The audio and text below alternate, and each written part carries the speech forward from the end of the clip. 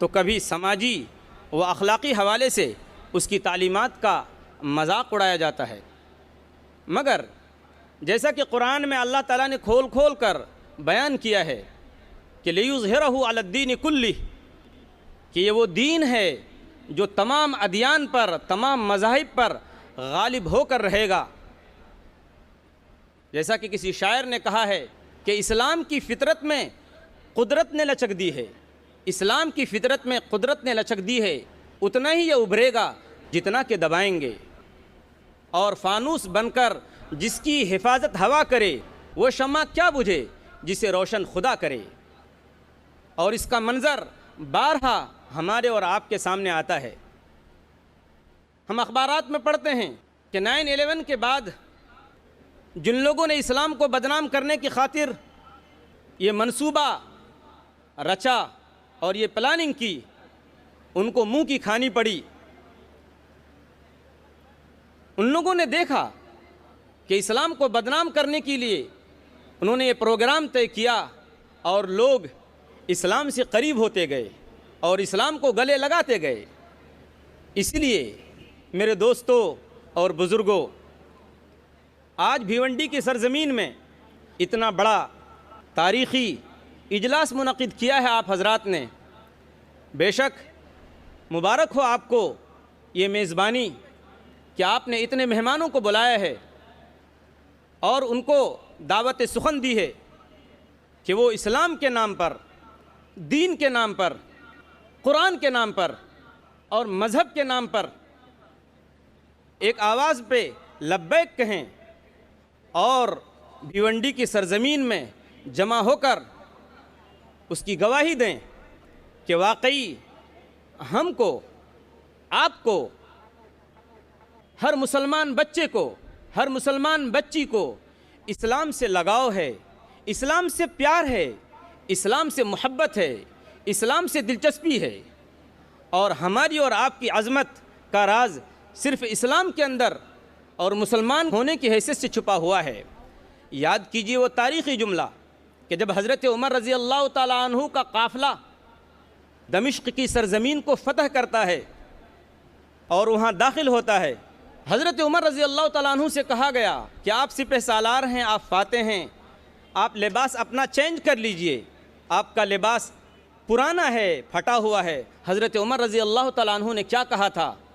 اِنَّا نَحْنُ قَوْمٌ أَعَزَّنَا اللَّهُ بِالْإِسْلَامِ فَلَا نَطْلُبُ الْعِزَّ فِي غَيْرِهِ، ہم ایسی قوم ہیں جس کو اللہ تبارک و تعالیٰ نے اسلام کی وجہ سے عزت دی ہے، ہم لباس میں عزت نہیں ڈھونڈتے۔ خواتین و حضرات، جب بھی قرآن و اسلام کے خلاف کوئی سازش وجود میں آتی ہے تو اللہ تعالیٰ اپنے منتخب کردہ بندوں سے اس کی حفاظت کا انتظام کر دیتا ہے۔ اس تسلسل میں اگر موجودہ دور پر نظر ڈالی جائے تو ہمیں ایک ایسی شخصیت نظر آتی ہے جس نے اسلام کے خلاف چیلنجوں کا ڈٹ کر مقابلہ کیا ہے، اور وہ ہیں محترم جناب ڈاکٹر ذاکر نائک صاحب۔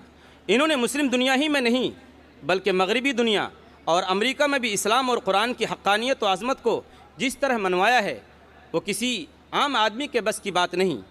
یہی وجہ ہے کہ ممبئی کے انگریزی روزنامہ انڈین ایکسپریس نے اپنی 22 فروری 2009 کی اشاعت میں 100 موسٹ پاورفل انڈین کے عنوان سے، یعنی ہندوستان کی 100 بااثر اہم ترین شخصیات میں ڈاکٹر ذاکر نائک کو بھی شامل کیا ہے۔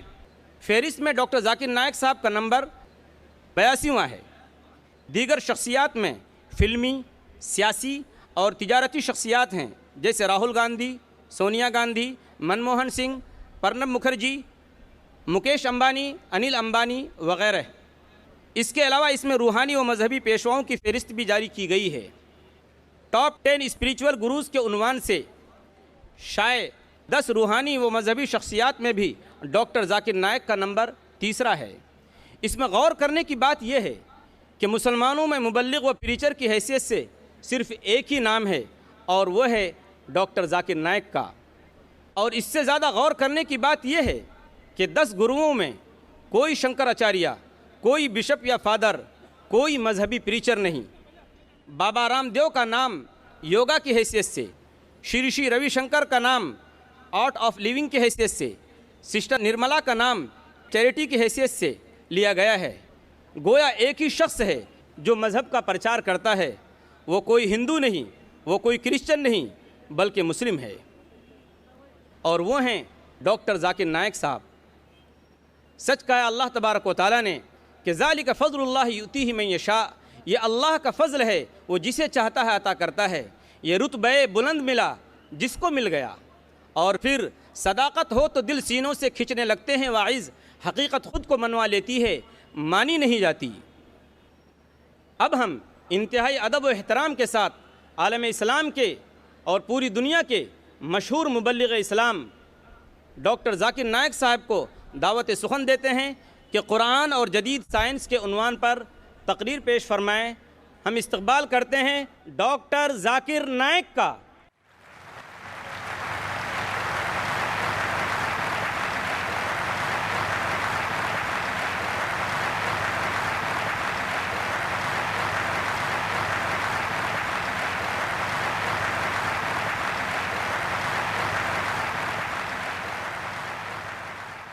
الحمدللہ والصلاة والسلام علی رسول اللہ وعلی آلہ وصحبہ اجمعین، اما بعد، اعوذ باللہ من الشیطان الرجیم، بسم اللہ الرحمن الرحیم۔ اولم یر الذین کفروا ان السماوات والارض کانتا رتقا ففتقناہما وجعلنا من الماء کل شیء ہے افلا یؤمنون۔ رب اشرح لی صدری ویسر لی امری واحلل عقدۃ من لسانی یفقہوا قولی۔ میرے محترم بزرگوں اور میرے عزیز بھائیوں اور بہنوں، السلام علیکم ورحمۃ اللہ وبرکاتہ۔ اللہ سبحانہ و تعالیٰ کی سلامتی، برکت اور رحمت آپ سب پر ہو۔ مجھے بےحد خوشی ہو رہی ہے کہ الحمدللہ 10 سال بعد میں پھر سے بھیونڈی شہر میں موجود ہوں تقریر کرنے کے لیے۔ مجھے یاد ہے کہ تقریباً 10 سال پہلے میں نے مینا ٹھاکرے ہال میں ایک تقریر کی تھی، یونیورسل بردرہڈ، عالمی بھائی چارہ، اور آج میں آپ کے سامنے اسٹیڈیم میں ہوں۔ جیسے آپ جانتے ہیں کہ میں اکثر تقریر انگریزی میں کرتا ہوں، اور 10 سال پہلے بھی انگریزی میں کی تھی۔ چند مواقع پر جب آرگنائزر اصرار کرتے ہیں کہ میں کچھ بات اردو میں کہوں تو میں کوشش کرتا ہوں میرے کمزور ہندی یا اردو میں کچھ بات کہوں۔ چونکہ میں نے تعلیم انگریزی میں حاصل کی ہے تو ظاہر ہے اس اردو یا ہندی تقریر میں کافی غلطیاں کروں گا۔ اسی لیے تقریر کے شروع میں ہی میں آپ سب سے معذرت چاہتا ہوں اور آپ سے درخواست کرتا ہوں کہ آپ میرے تقریر کے پیغام پہ توجہ دیجیے اور میرے غلطیوں کو نظر انداز کیجیے۔ آج کی تقریر کا موضوع ہے قرآن اور جدید سائنس۔ اور جیسے آپ جانتے ہیں کہ جتنے سائنٹیفک ٹرمنالوجیز ہے وہ اکثر انگریزی میں ہیں، سائنس کے جتنے الفاظ ہیں اکثر انگریزی میں ہیں، اور کیونکہ میں نے سائنس بھی انگریزی میں پڑھی ہے اسی لیے اس اردو تقریر میں مجھے اور دقت ہوگی۔ اسی لیے اللہ تعالیٰ سے دعا کرتا ہوں، اور جب ہم انگریزی سائنٹیفک ٹرمنالوجیز کو اردو میں ترجمہ کرتے تو اکثر عوام اسے نہیں سمجھتی۔ مثال کے طور پہ علم حیاتیات، میں پوچھنا چاہتا ہوں کہ اس ماشاء اللہ بھرے میدان میں ہزاروں لوگ ہیں، کتنے لوگ علم حیاتیات کا مطلب جانتے ہیں؟ اپنا ہاتھ اوپر کر سکتے؟ 2% بھی نہیں۔ علم حیاتیات کا مطلب ہے بائیولوجی۔ کتنے لوگ بائیولوجی کا مطلب جانتے ہیں؟ ہاتھ اوپر کیجئے۔ بائیولوجی ہاتھ اوپر کیجئے۔ کتنے لوگ جانتے ہیں بائیولوجی کے بارے میں؟ ماشاءاللہ اکثر لوگ۔ تو اسی لیے جب ہم انگریزی سائنٹیفک ٹرمنالوجی کا ترجمہ کرتے ہیں تو اکثر لوگ کے سر کے اوپر جاتا ہے، باؤنسر جاتا ہے۔ صرف جو اردو داں ہیں، جو ماہرین اردو زبان میں، وہ لوگ سمجھتے ہیں۔ پھر بھی میں کوشش کروں گا